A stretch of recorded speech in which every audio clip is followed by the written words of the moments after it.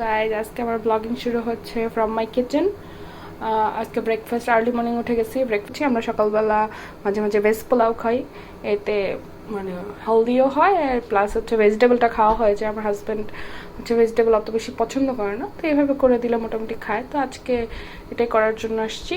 আমি ভেজিটেবলগুলো কেটে নিয়েছি, আপনাদেরকে ইন্ট্রোডিউস করিয়ে দিচ্ছি কী কী ভেজিটেবলস আছে আর কি। Here is my vegetables. আমি কাট করে রেখেছি চিলি, ক্যাপসিকাম, অনিয়ন, এটা হচ্ছে গ্রিন চিলি, ক্যাবেজ, পটাটো। আমি 2টা সালামি নিয়ে নিয়েছি, এখন আপাতত চিকেন নাই। সালামি নিয়ে নিয়েছি, শ্রিম্পও নিয়ে নিয়েছি, আর এখানে আছে এগ। এখান থেকে আমি একটা নিব বা 1.5টা নিব, শিওর না। আর এখানে আছে হচ্ছে আপনার পেঁয়াজ পাতা। আমি এখানে পানি বয়েল হতে দিয়েছি, চালটা ভিজে রেখেছিলাম, বাসমতি ইউজ করছি। আমি অয়েলের মধ্যে জাস্ট একটু আমি বয়েলিংয়ের মধ্যে জাস্ট একটু লবণ দিয়ে দিচ্ছি অল্প, আর একটু লেমন দিয়ে দিচ্ছি, যাতে অ্যাজ ইউজুয়াল হচ্ছে আমি লেমন দেই না, একটু টকটক ফ্লেভার আসে হালকা হালকা, কিন্তু এখন দিলাম হচ্ছে যাতে রাইসটা একটু হোয়াইটিশ আসে আর কি, এই জন্য। ওকে, আমি এই মানে রাইসটা 80% বয়েল করে দেখাচ্ছি, আর নেক্সট কি করব সেটা আপনাদেরকে ভিডিওতে দেখতে হবে। আমি অয়েল দিতে ভুলে গিয়েছি, আমি একটুখানি অয়েল দিব, একদম অল্প, জাস্ট যাতে ঝরঝরা থাকে রাইসটা। আমি যেহেতু বেশি ভেজিস ইউজ করব, তাই আমি রাইস একদম অল্প দিয়েছি, আমাদের অ্যাকর্ডিং, আমাদের দুজনের জন্য ব্রেকফাস্ট এর থেকে বেশি কিছু লাগবে না। আমার রাইস ডান। আমি 70%-এর বেশি কুক করব না, যেহেতু রাইসের ওখানে একটু কুক হবে। আমি এটাকে স্টেইন করে নিচ্ছি। আমি 2 ক্লভস গার্লিক নিচ্ছি, এটাকে আমি এখন চপ করে ফেলবো। আর সালামিটা কাটবো, আমি দেখাচ্ছি কিভাবে আমি সালামিটা কাটবো। আমি এটাকে চপ করে নিই।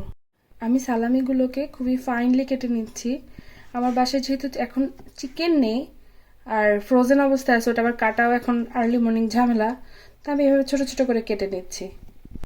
আমি 2টা এগ, একটু গোলমরিচ আর একটু লবণ আর 2-1 ফোঁটা লেবুর রস দিয়ে জাস্ট একটু ফেটে নিয়েছি। এগুলো প্রিপেয়ার করে সব রেডি করে নিলে রান্নাটা ইজি লাগে। আর একটু ফ্রোজেন ভেজিটেবল ছিল, ক্যারেট আর হচ্ছে আপনার বিনস, এটা আমি বের করে রেখেছি কালারফুল করার জন্য। এগুলো অপশনাল, দিলেও হয় না দিলেও হয়, আমি আসলে কোনো যা আছে তাই দিয়ে দিই। ভেজিটেবল খাওয়া নিয়ে কথা। আমি একটু ভালো করে গরম করে নিয়েছি প্যানটা, এখন একটু মানে ইয়াটা কমিয়ে দিচ্ছি, তাপটা কমিয়ে দিচ্ছি। অল্প একটু অয়েল দিব, বেশি দিব না, সকালের নাস্তা বেশি হেভিও করব না। তো আমি আগে গার্লিক চপটা দিয়ে দিব।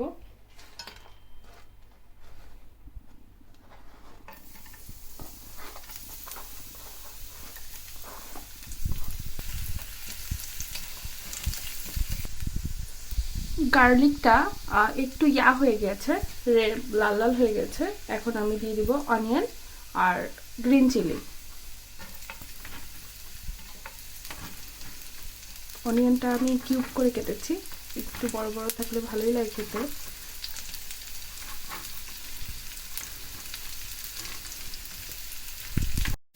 একটু কালার চলে এসছে, এখন আমি দিয়ে দিব হচ্ছে আলুটা। আলুটা একটু টাইম লাগবে হতে, তো এটা সবার আগে দিব। আমি এটা ফ্রাই করে দেন আবার ব্যাক করছি। সটে হয়ে গিয়েছে আমার। সটে করার পরে এখন আমি ফ্রোজেন ভেজিটেবলটা আর আমার যে সালামিটা ওটা দিয়ে দিব। এটাকে একটু ফ্রাই করে নেব আর দেন আবার ব্যাক করছি।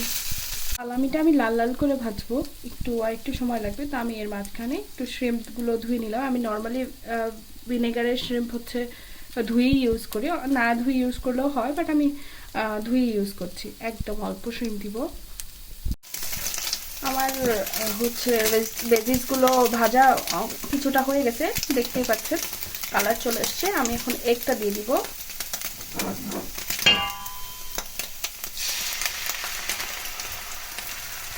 স্ক্রাম্বল করে নিব এটা।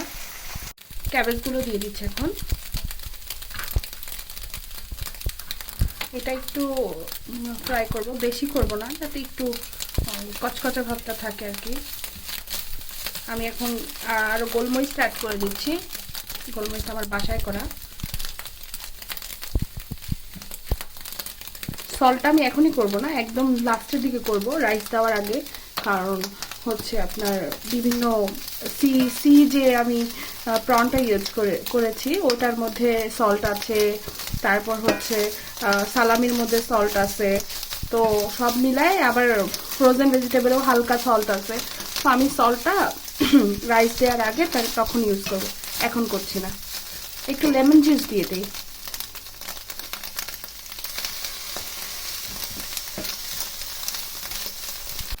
আমার ভেজিসগুলো অলমোস্ট ফ্রাই ডান।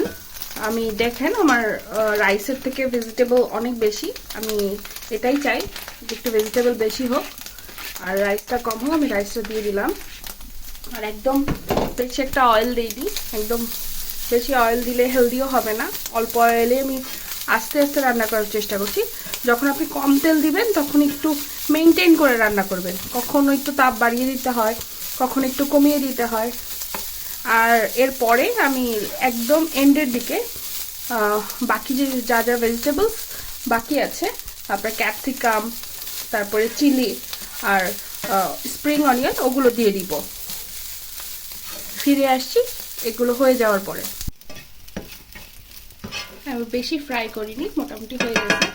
এখন জাস্ট এগুলো দেওয়ার পরে আমি রেয়ারলি 2 মিনিট ফ্রাই করব, যাতে আমার ক্যাপসিকাম বা এগুলো হচ্ছে ওভারকুক না হয়ে যায়।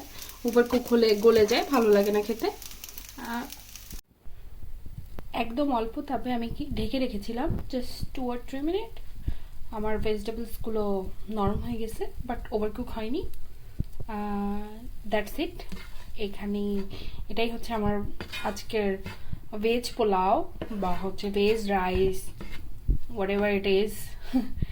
আর যার যার বাচ্চা কাচ্চা বা হাজব্যান্ডরা ভেজ না খেতে কম চায়, তারা এই ট্রিকটা ইউজ করতে পারেন, এভাবে রাইস করে দিতে পারেন, বেশ মজা লাগে, হয়তো খেয়ে নিবে।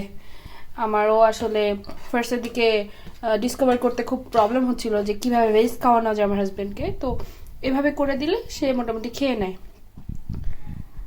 That's it. আজকের জন্য এখানেই আজকের ব্লগ এন্ড করছি। আসসালামু আলাইকুম সবাইকে। আমার জন্য সবাই দোয়া করবেন, আর নতুন নতুন ব্লগ যেন নিয়ে আসতে পারি। ওকে, আল্লাহ হাফেজ।